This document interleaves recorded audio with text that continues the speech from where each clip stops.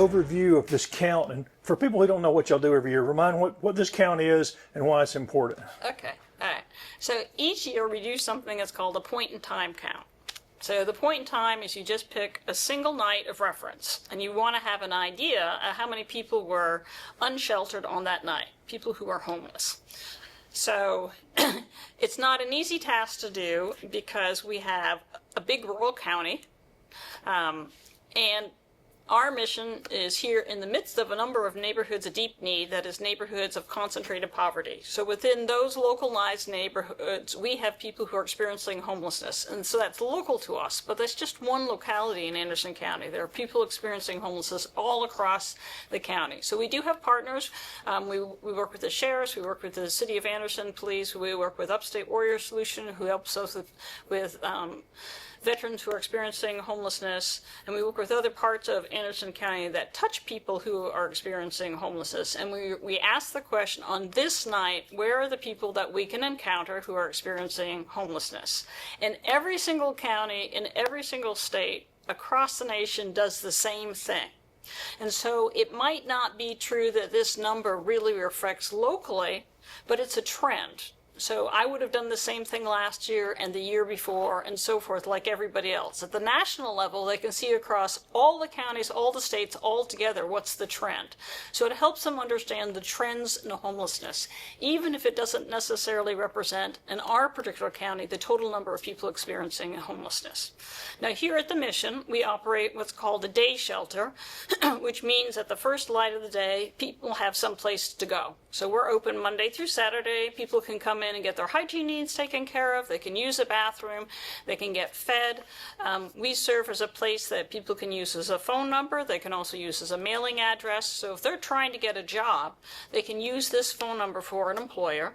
If they're trying to make sure they have all the documentation that they need so they can get a job, because you would need a driver's license, or you'd need an SCID, you'd need a birth certificate, you'd need your social security card. And if you didn't live anywhere, that might not be secure. So we have places where they can secure their employment-ready documents, and then we have other things that can help them connect to employers. We also do basic needs such as clothing, so if they need to get to replace their clothing if something has happened to them, or it's wet, like this morning was wet, there are a number of people who need replacement socks, those kinds of things. We can help people be prepared for that. We also have partners that we work with that specialize in things. One of our really good friends is Alton Wilkes Society. They will get specialized employment-ready clothes and shoes. So if you are working in a kitchen and you need no-slip shoes, or if you're working in production and you need to have steel-toe boots or any other type of specialized gear, that agency will get those things for them. So we would have gotten someone to the point they could have gotten a job, and then she will help out with the things that are very expensive, but they would need in order to get employed. So we're always interested in who is experiencing homelessness and where they are and how we can connect to them. And these numbers, how will these numbers be used to help you guys do what you do and help fund things? How are these numbers, how are they helpful to you? So they're only remotely helpful because what they do is they talk about the trends in homelessness. So it takes several months for them to compile all this. So this, again, it's for every county and every state all across the nation. That is a lot of information all at once for them to process.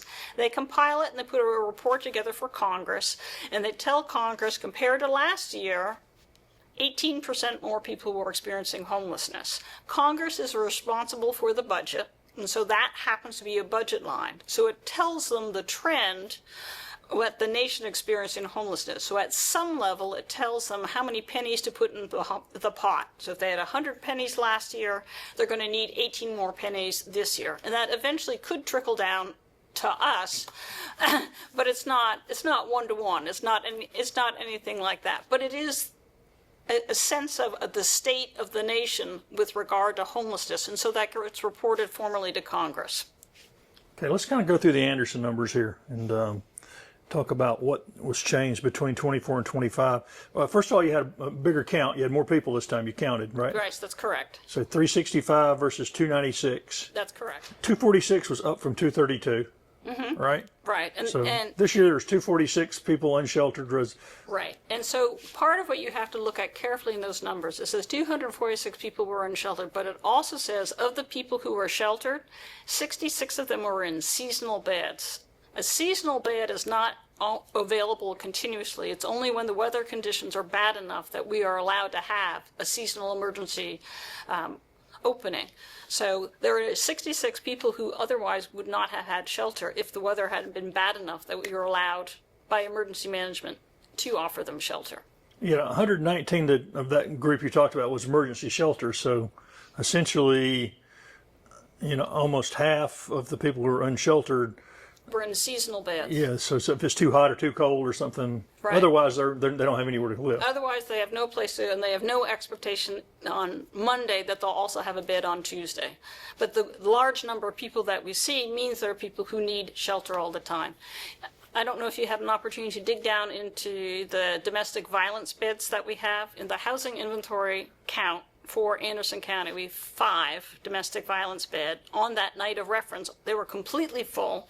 But if you look at our overall data of the people who were experiencing homelessness, there were 26 people who were domestic violence victims. 21 of them had no place to go. And it's, I was just looking at the trends. The number of men's way up. Maybe that's partially because of the count, but the number of women's slightly down. Right. So women in general are hard to count unless you have only women-facing operations and programs. Studies at the national level and at the state level tell us that at least 50% of the people who are women who are experiencing homelessness are as a result of intimate partner violence. So if we operate a day shelter in which both men and women can both come, women who are fleeing from domestic violence aren't going to come to a mixed gender program. So we do have a couple of partner agencies that see a limited subset because they do run programs that are women facing and women only, and so they get an opportunity to see that. One of our particular partner agencies is that younger women, so it's only a small portion of the people experiencing homelessness as a result of intimate partner violence. And then we've got the group of, does that play into the people with children? Because that number is also down. Yeah, so families with children, there are a couple of things that happen to families with children. So if you have children and you're homeless, you are served by a group called McKinney-Vento Liaisons. So McKinney-Vento is a program that Congress set up, which answers a simple question is, well, if an address tells you which public school you attend, what public school are you allowed to attend if you have no address and you're a school-aged child? So the McKinney-Vento legislation addressed that need, and each of the school districts in Anderson County, the 5, has McKinney-Vento liaisons, and they track families with children, with school-aged children, and they provide services for them. So we have a large number of families, and we have a large number of school-aged children experiencing homelessness. Those are a different set of numbers, and the point-in-time count simply doesn't account for them. So what you have to have in order to be in the point-in-time count, if you're a family with children, is typically you have children who are younger than school age. So it's a really relatively small slice of people that you would end up in that, because otherwise the families would be accounted for through the McKinney-Vento liaisons. One of the things that struck me was, and explain if I'm getting these numbers out of, but the chronically homeless number skyrocketed. It went from 44 to 151. Yes, so what that means is we have someone who is continuing to be homeless, that we can't resolve that situation in a relatively long period of time. So we have interacted with people who have complex unmet needs. For example, many of the people who are in that category are older than 50 and they're not yet 65. So they've earned enough money to get Social Security, but they're not old enough to get it yet. And so typically they're super frustrated because they're good at something. They might be good at painting, like really good at painting, and they've done it ever since they were in their late teens, early 20s, but at 50 their body starts to slow down, so they just can't paint enough of anything, whether it's inside or outside of houses, whether it's fences, whether it's any particular specialized type of painting. Their body just doesn't do it as quickly, so they don't get called for the jobs that they're actually really well qualified for because it takes them longer to do that.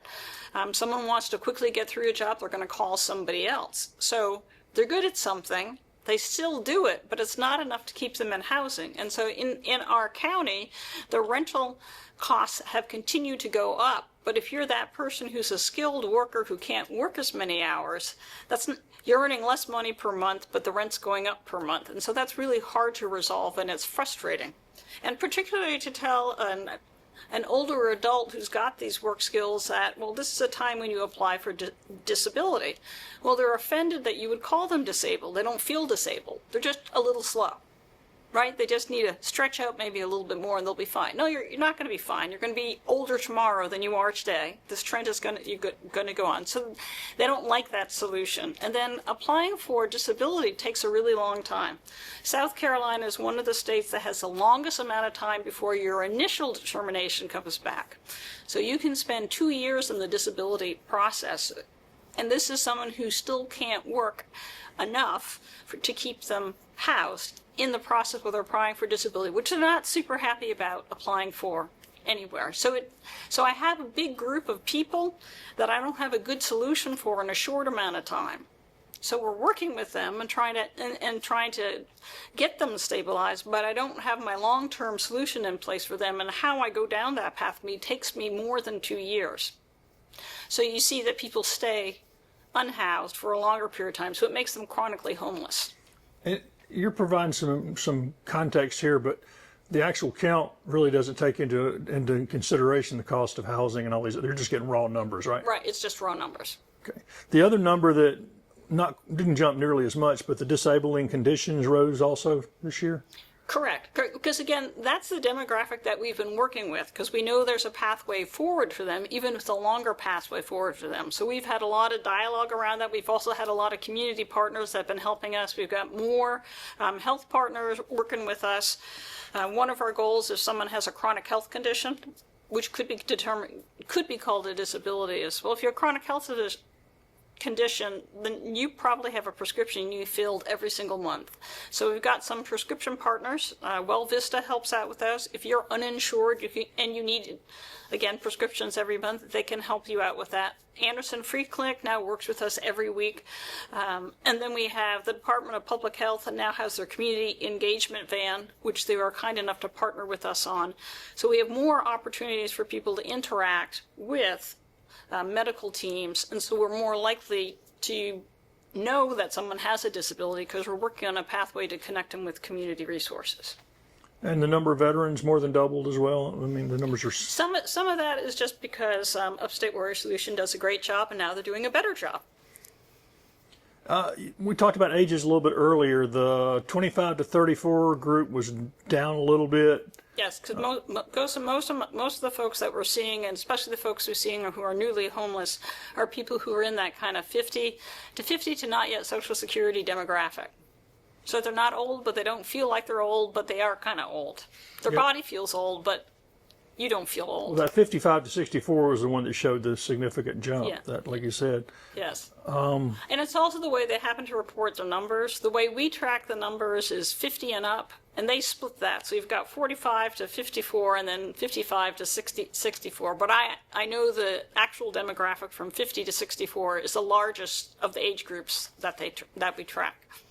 And one of the other things this tracks is the main barriers to finding stable housing. Yep. And the number one seems to be physical or mental health challenges. Yes, and I would tell you as a data person, my husband would echo that as well. A survey question that says "or" should be split into 2 questions. Right, you should differentiate between, is it physical health or mental health? But as I said, because these are people with a disability, I'm telling you, it's predominantly a physical health issue.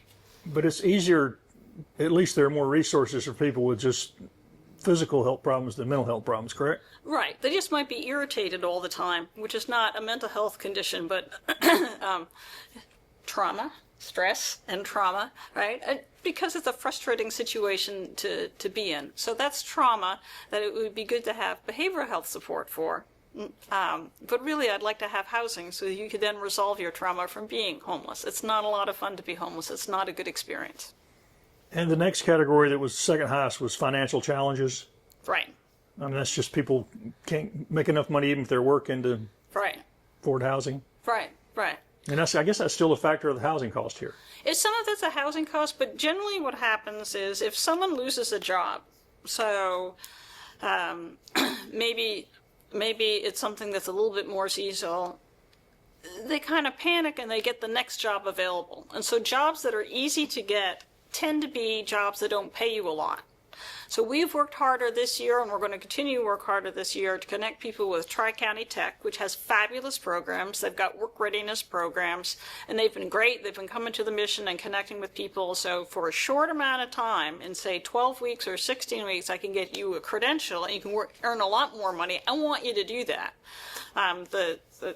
The student support system over at Tri-County is terrific. I mean, everybody there will bend over backward to come up with a plan so that someone could get to that next step. So that it's not just that they're employed at a better wage job. That's complicated to navigate if you don't have housing, and it's complicated to navigate while you're already working. But I think this is a partnership that's really going to benefit people so they can break through that financial barrier. And then it drops off pretty significantly there, but the next one, this significant number is criminal history. People can't find work because they've got... Right. So there's somebody who might have done something in their youth, and South Carolina is a state that carries that on your record forever. We do have some partnerships with that, but that you're going to have to specifically work people through a particular pipeline to do it. So it's just a little bit more cumbersome, and anything that's an extra step tends to be hard for people. Right? You're not already in secure housing. You're not calmly considering this. You're really desperately trying to resolve your situation. So any kind of barrier just makes that complicated, and in some cases excruciatingly frustrating. We've got great partners. Goodwill does 3 things in partnerships with us to help people get jobs. They're great. SE Works also comes here to the mission. They're terrific as well. Their case managers do a great job. If someone's got an individual barrier, they'll work on that. Voc Rehab does the same thing. They work people through barriers as well. Voc Rehab is going to come up with a long-term plan. Well, a long-term plan takes time. So sometimes people will take a job and they'll try to work it, but if it's a job that'll accept you because you do have a criminal history, maybe it's a job that doesn't pay all that well.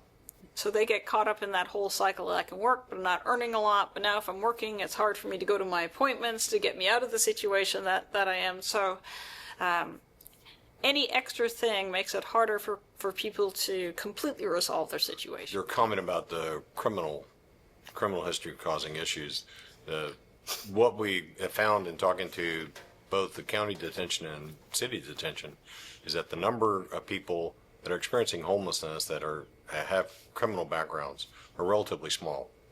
The county will tell you 3%. The city will tell you about 6.5%. Chief Stewart will tell you 12.2% or something like that of the arrests that are made in the city are folks that have no address. So it's not a big number, and it's not a big population, which is a kind of a myth buster kind of thing, because most people just immediately associate someone that's homeless must be criminal, but that really is not the case. I'm not saying that there aren't guys that are. It's just a small percentage, like you said earlier. Percentage. And that kind of leads into what you said. Most people are saying the number of people who had lived somewhere else in the past 3 years, 78. All right. So in terms of living someplace else, we have people who have relatives in Georgia. So if your housing doesn't work out here in Anderson, or your job doesn't work out here in Anderson, you might go stay with your crazy uncle because he's not so crazy because he's got a place for you to be. Well, then you live with him for a while, and he is your crazy uncle, and that's just not going to work out for you long term. So we find people will go locally. You might go all the way to Abbeville. But people tend to have relatives in the upstate or just across the border in Georgia. So the vast preponderance of the people who said they've been someplace else, it's someplace in easy commuting distance. They're not just strangers who are showing up out of nowhere here. Many of these people will have graduated from our local high schools. All right, this next one, I don't know how y'all want to talk about it, because this is sort of, I know this is at the heart of a lot of what y'all been talking about. It's talking about inventory. So how do we want to deal with this? I mean, I know we'll talk about from the count, but also just the need. I mean, you want to talk about the count and then you talk about the need, or how y'all want to do this? So the need is a real number, but it's a finite number. And what we find overwhelmingly in Anderson County, if you tell Anderson County there's a need and you're specific about it, we have the local resources to do something about it. So whether it's a shelter where, like I talked about, these older adults, if I had a shelter where they could just pause and we could address some of the issues and we could get them into a better job, that we could take the extra time to get them in a job, then they would take the skills they already have and they would move them to another occupation, because they've worked, part of their frustration is they've worked so long and so well that it's hard for them to believe that they can't keep themselves. So if I had a shelter to put those people in, it would give me an opportunity to just slow down their anxiety and say, no, you really can transfer your job skills. Let's work with vocational rehab. This is what they do all the time to help people get into different lines of work. Now that I have some place to shelter you, then you can have a slower process. You're not concerned about figuring out, all right, we're going to get into a hotel for 3 nights out of the week and doing everything in a hurry. It would just slow the process down and we'd have better solutions for that. And although we do need a specific type of housing inventory, it's a finite number. We know what that number is and we could have a plan to achieve it. So probably one of the biggest problems that we've talked about over the last several years is that we have exactly one emergency shelter in Anderson County. And we're grateful for the Salvation Army right across the street from us. But 22 beds for men, 10 for women is not enough to serve the population that are experiencing homelessness. And so we're working very hard to explain what that number is and what our needs are. And it is, as Zoe has mentioned several times, it's a difficult thing to nail down. The pig count is not necessarily the number to concentrate on, but it does show the trend, and the trend is up. And it's going to increase. Our population is up. It's not necessarily a functional population, but it's reflective of the number of people that are here in Anderson County. A lot of people are attracted to come here because we have all kinds of jobs. And so they may come across to try to get to a job, but they're living with somebody and that doesn't work out. And so they end up being homeless because they have no place to go. But that's Sometimes the job announcements are ahead of the jobs as well. So. Right. And so, and now they're coming here, they're looking for places they think they can afford, and it doesn't work out that way. You know, that job, that per hour wage looked really great until they did the rest of the math. Now I got to pay health insurance, I got to pay insurance on my car and so forth. And probably one of the biggest things we see is that people have to come up with all that money up front. People that are renting say you have to have 3 times the income to rent here. And so, you know, and the rental house at $1,200 means I've got to prove to you that I have $3,600 a month in income. And if I can't prove that,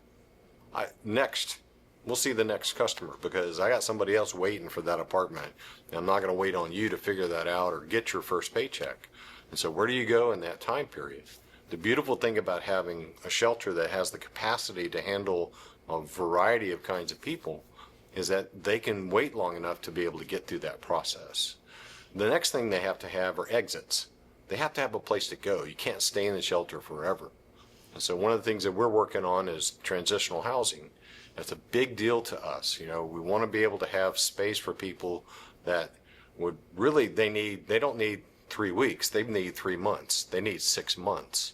It may even be a year in some cases, because it's complicated to sort all these things out.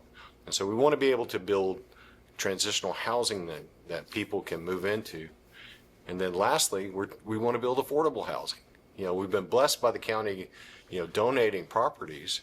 And the next step on that is to actually turn that into affordable housing. And when I say affordable housing, I'm talking about people that are at the 30% AMI and below, which, you know, they don't do well in the purchasing housing market because they don't have the vehicles to get there, meaning the financial instruments to be able to get there. They don't have the history to get there.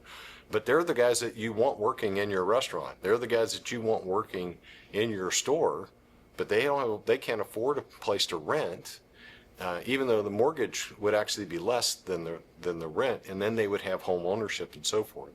So we're not going to make a huge splash in that, but 24 properties is a great place to start. We work very closely with Habitat for Humanity. They have some amazing floor plans and very economical houses to construct. So when we start with a free piece of property, then that's a blessing. And so we're really looking forward to being able to break ground and actually get some housing available to people to purchase so that they can move into home ownership and have a legacy for their family. But rewinding a little bit, a starting point needs to be more shelter beds. I mean, Spartanburg has triple the number Anderson has. Yep. Oconee has more beds than Anderson has. I mean, I'm not Oconee. I'm sorry. Pickens has more beds than Anderson has. That doesn't seem to make a lot of sense. Right. Yeah, shelter beds is where we have to start. It's if we look at you look at the numbers nationally, you look at the numbers locally, you see it going way up. And our shelter beds have been flatlined for years. And so it's just something that we've been trying to increase awareness. We've been trying to help people understand why you're seeing more people experiencing homelessness. The numbers are going up, and we systemically have to be able to react to that and be able to provide a place so that people can shelter. What has to happen to get more shelter beds? What has to happen to get more shelter beds is just a money thing to begin with. It's stupid expensive to build right now, but it's more than money. And if it was only money, I feel like we could do something about it. But it is experience in handling people that are experiencing homelessness and doing it in a way that allows people to have dignity. It is an embarrassing place to be. We find that a lot of people won't admit they're homeless.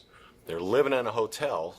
When you ask them what's your address, they say, well, can't really give you an address. So it's a shameful, disgraceful place to be. Our society shuns people.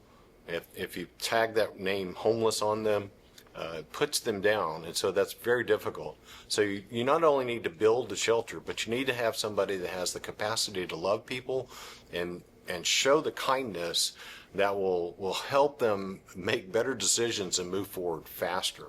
So you need experience, and you need a place for them to be. Are you seeing any progress towards more beds? And we're hopeful. I don't know if I can say anything on this video, but we are really hopeful that we're going to have some momentum in the right direction on that. So one of a consistent demographic that we see is people who have been caregivers within their own family. So they might have been a caregiver for their spouse, or they might have been a caregiver for a parent. So one of our older adults, he's in his 60s, he has Social Security. He is somebody who's from the mill lineage. So he worked at the mill, but that pension from the mill never came through, right? So he had money taken out of his check, so it looks artificially low because it was going to be in this pension he was getting, and the pension was never realized. He lived with his mother for years. He was her caregiver. She died. The two of them together could afford an apartment. He on his own cannot. And then many people who are in that situation don't plan for the day after the person they're caring for dies. They may not have burial plans. They may not have life insurance. If they have it, they may not have enough of it because they really hadn't thought about how much it costs to bury someone. And they also may get caught up in wanting to do it well. So they spend a lot of money respectfully and appropriately for a celebration of life. But they themselves don't have enough resources to transition to living on their own. And typically they've been in a caregiving situation for many years, so it sneaks up on them, and so they don't have a good particular plan for that. They're really focused, tunnel vision focus on the person that they're caregiving with, and because of that, because of grieving, it's hard for them to have a next step, that it takes a long time to interact with them.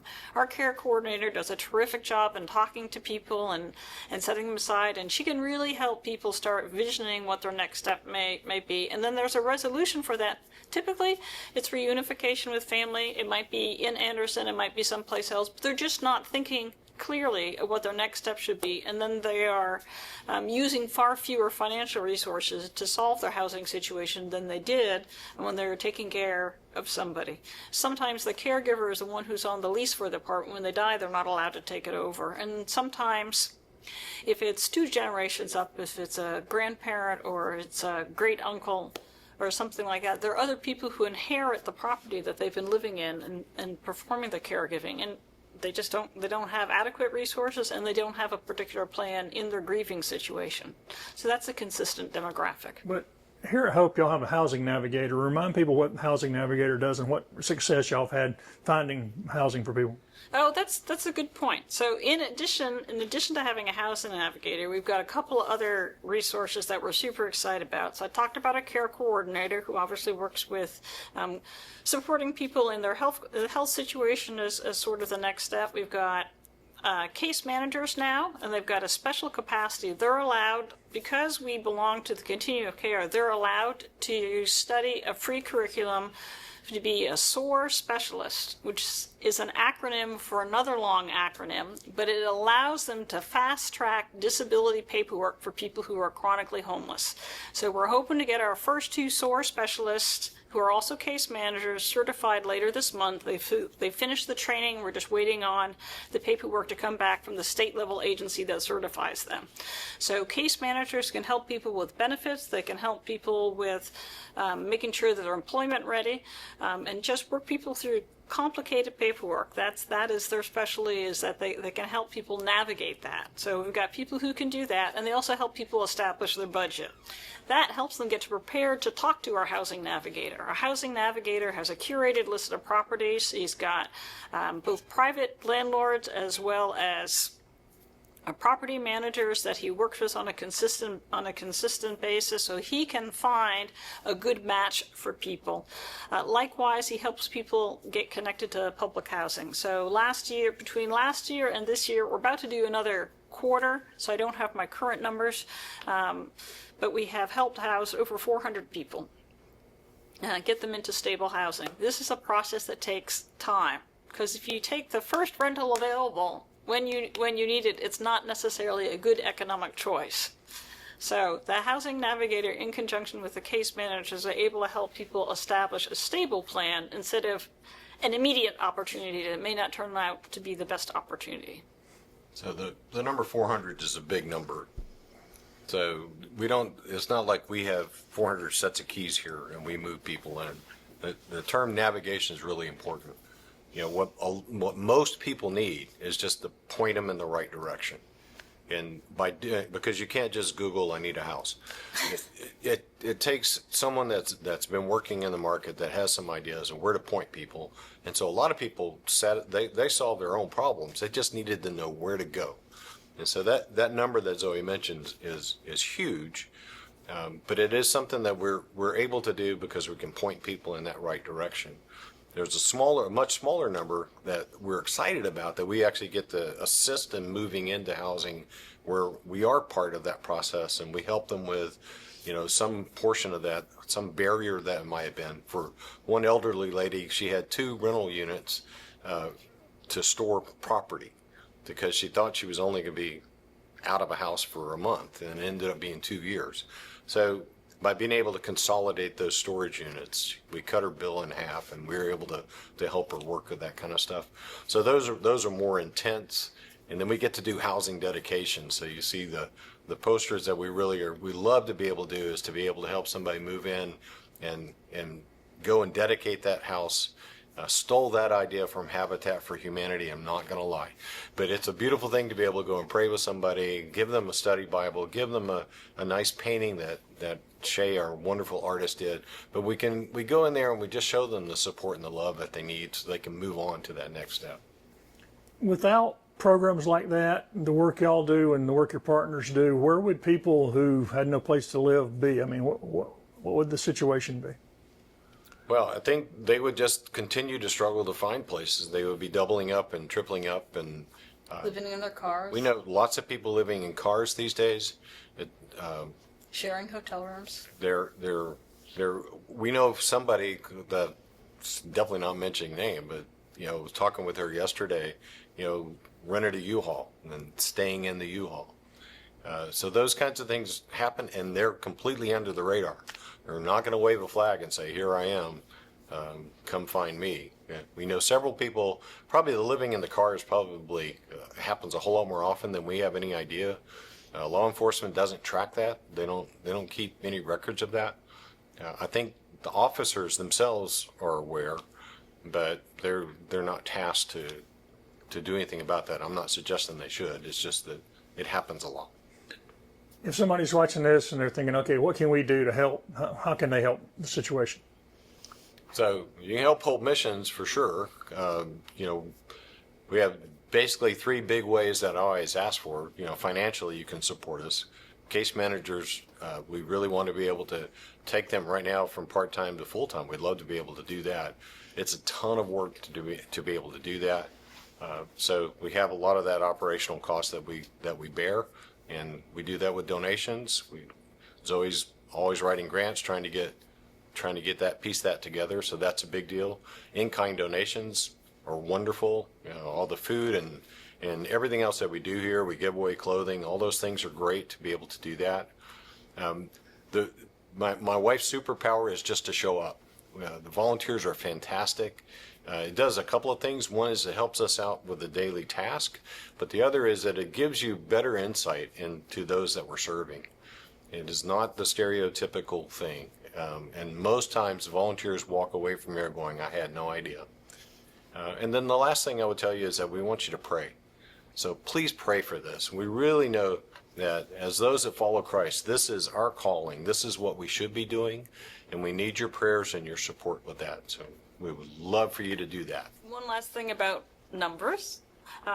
The barriers for people to go from being unhoused to housed stably one time ranges between $300 and $3,000. If you have the capacity to write a check for $3,000, you're getting at least one person stably housed forever. That's all they need. It's a one-time barrier. We ran the numbers for our first year. On average, it's less than $900 to get someone stably housed and stay housed. Even in this market, using our curated set of rentals and working with people and navigating them and helping them get connected to resources that were available to them, they simply weren't aware of them. So it's a relatively small amount of money that we need one time to help people go over a limited barrier. Sometimes it's an administrative barrier. Sometimes it is, as Dave was talking about earlier, it's a deposit that you got to get in there. So you might be on the list for low-income senior housing for 2 years, and they call you up and say, good news, you're up next. You can get into this apartment. When you get there, your rent's going to be $291 a month. You think that's great because it fits your income, but you need $1,000 to get into that $291 rental accommodation where you can stay for the rest of your life. But I got to get you there first. And if you're excited about paying only $291 a month, you probably don't have $1,000 in savings. So it's a one-time cost. And in general, when people move into housing, they have all these costs at once, whether they have to buy things for that particular configuration of an apartment. If you outfit a kitchen, it takes a bunch of stuff. So it isn't just the cost of the apartment rent. It's actually being able to use your apartment. You have some place to sleep. You're able to use the bathroom. You're able to use the kitchen. I want you to use the kitchen because then you can cook at home. But it takes money to make sure that the kitchen is available. So yes, money is something that is important, but it's not frivolous money. It's really intentional, specific money. As Dave talked about our case managers as well as our housing navigator, it pays for really specific skill sets to do something that's incredibly beneficial to our economy. Because if I have my employees stably housed, they stay in their job. They're healthier. They don't take as many days off. So we want to keep the folks who are employed, and we want them housed stably and healthfully.